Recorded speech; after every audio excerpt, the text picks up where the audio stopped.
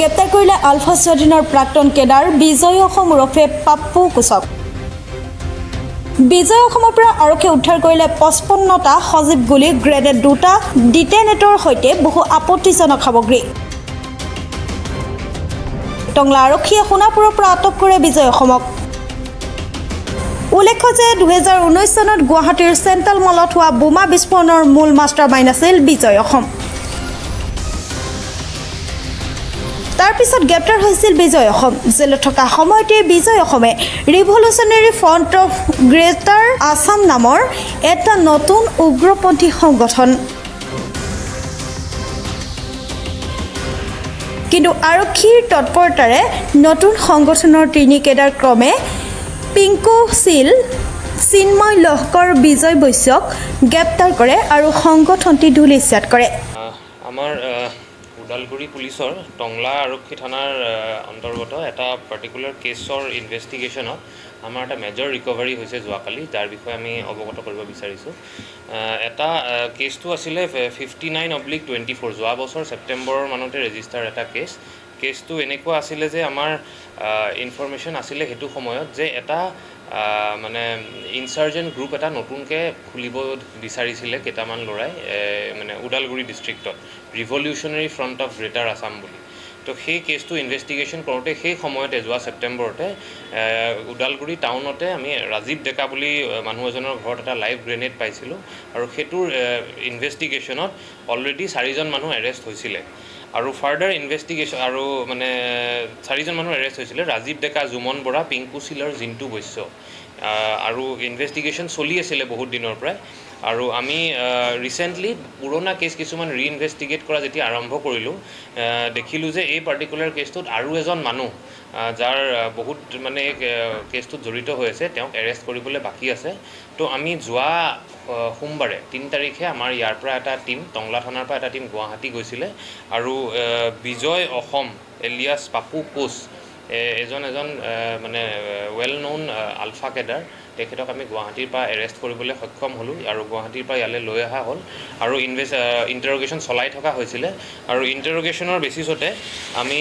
যোৱাকালি আমাৰ এটা পুলিচ টীম, আমাৰ SDPO ভেৰগাঁও, OC টংলা আৰু IC লালপানী, তেওঁলোকে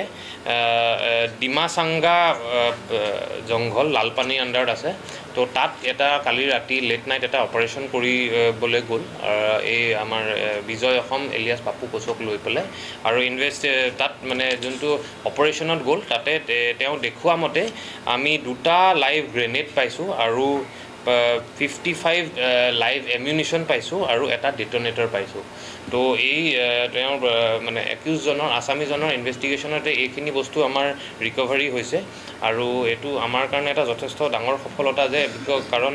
এনেধৰণৰ যোনখিনি এমিউনিশ্যনছ আছে সেইখিনি পুলিচৰ হাতত নাথাকালৈকে, যেতিয়ালৈকে বাহিৰত থাকে সেইখিনি সদায় এটা ৰিস্ক থাকে, কাৰণ 2টা গ্ৰেনেড যদি বাহিৰতে আছিলে ক'ৰবাত, সেইটো সদায় এটা ছিকিউৰিটি থ্ৰেট থাকে। আৰু এই আমাৰ কাৰণে এইটো যথেষ্ট ডাঙৰ এটা সফলতা আমাৰ ওদালগুৰি আৰক্ষীৰ কাৰণে। আৰু এই কেছটো আমি আমাৰ অলমষ্ট ইনভেষ্টিগেশ্যন শেষেই হৈছে আৰু এই কেছটোত আমি চাৰ্জশ্বিট কৰি দিম সোনকালে। আৰু ইয়াৰ লগতে এইটোৱেই আমাৰ সদায় আমাৰ চেষ্টা থাকিব যে এনেধৰণৰ যদি ক'ৰবাত মানে আৰ্মছ বা এমিউনিশ্যন, ইলিগেল আৰ্মছ বা এমিউনিশ্যন ক'ৰবাত আছে, আমি এটা ডেডিকেটেড ড্ৰাইভ এটা চলাম ওদালগুৰি আৰক্ষীৰ তৰফৰ পৰা, যাতে এনেধৰণৰ য'ত যি আৰ্মছ এমিউনিশ্যন আছে আমি উলিয়াবলৈ সক্ষম।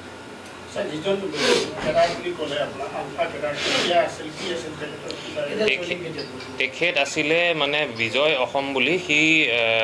মানে পুৰণা কেডাৰ, প্ৰায় 2012তে সি আলফাত জইন কৰিছিলেগৈ আৰু 6-7 বছৰমান আলফাৰ কেম্পতে আছিলে। তাৰপিছত ইয়াত যেতিয়া ঘূৰি আহি পেলাই গুৱাহাটীত 2019ত এটা মানে চিটি চেণ্টাৰত এটা বম ব্লাষ্ট হৈছিলে, তাতে তেওঁ মেইন একিউজ আছিলে আৰু সি বহুত দিন জেলত আছিলে। আৰু এই যোনটো মানে আমি যোৱা বছৰ যোনটো কেছ ৰেজিষ্টাৰ কৰিছিলোঁ সেইটোত তেওঁ মানে জেলত থাকোঁতেই জেলৰ পৰাই এটা কমিউনিকেশ্যন ৰাখি পেলাই ইয়াত মানে বম্ব আনি পেলাই লগতে ইয়াতে এনেকুৱা ধৰণৰ এটা সংগঠন গঢ়াৰ এটা চেষ্টা চলাই আছিলে জেলৰ পৰাই। তো সেই যেহেতু আমাৰ এটা এভিডেন্সখিনি আমি পাইছিলোঁ, সেইকাৰণে ফাৰ্ডাৰ ইনভেষ্টিগেশ্যনত তেওঁক এৰেষ্ট কৰা হ'ল যোৱা সোমবাৰে আৰু তেওঁৰ পৰা ইতিমধ্যে আমি যোনটো মানে এটা সাসপেক্ট কৰি আছিলোঁ তেওঁৰ পৰা ইমানখিনি বস্তু ৰিকভাৰীও কৰা হ'ল য'ৰ পৰা আমি গম পালোঁ যে তেওঁ আগতেও যিহেতু সি আলফা কেডাৰ এটা আছিলে তো এতিয়াও তেনেকুৱা ধৰণৰ কাৰ্যকলাপ কণ্টিনিউ ৰাখিছিল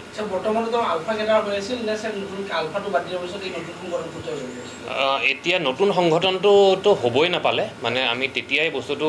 বন্ধ কৰি দিয়া হ'ল আলফা কেডাৰ আছিলে এটা সময়লৈকে 2019লৈকে তাৰপিছততো পুলিচ কাষ্টডি বা জেলতে বহুত বছৰ আছিলে কিন্তু ষ্টিল তেনেধৰণৰ এক্সটৰ্চন বা এনেকুৱা ধৰণৰ কাম চলাই আছিলে যি কাৰণে এই কেছটো তেওঁকো এৰেষ্ট কৰা হৈছে আকৌ আলফা সদস্য হৈ থকা নাই বুলি আগতে যোনটো মই কৈছোঁ গুৱাহাটীৰ 2019ৰ যোনটো বম ব্লাষ্টৰ কেছ আছিলে তাতে তেওঁ ডাইৰেক্টলি ইনভলভ হৈছিলে নিজেই গ্ৰেনেড দলিয়াইছিলে আৰু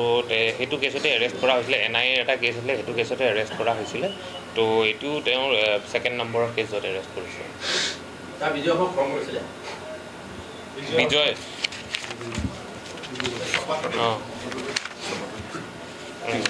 ডিব্ৰুগড়ত আছিলে তেখেতৰ ঘৰটো তো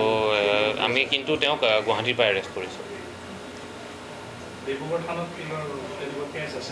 ডিব্ৰুগড় থানাত নাই গুৱাহাটীত মানে NIA কেছ এটা যোনটো কৈছোঁ NIA কেছটোত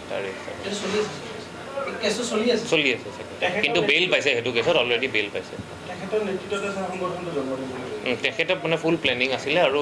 মানে সেইটো সময়ত জেলত আছিলে যোৱা বছৰ কিন্তু জেলৰ পৰাই বেলেগ মানুহৰ কণ্টেক্টত আহি তেওঁ তাৰ পৰাই সেই সংগঠনটো মানে ফৰ্ম কৰাৰ এটা প্লেনিং চলাই আছিল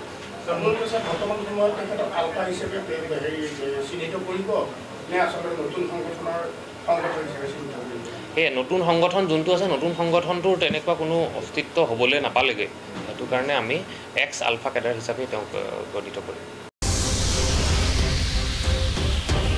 ওদালগুৰিৰ পৰা চিন্ময় ডেকা ৰিপৰ্ট প্ৰাতঃ টাইম ডিজিটেল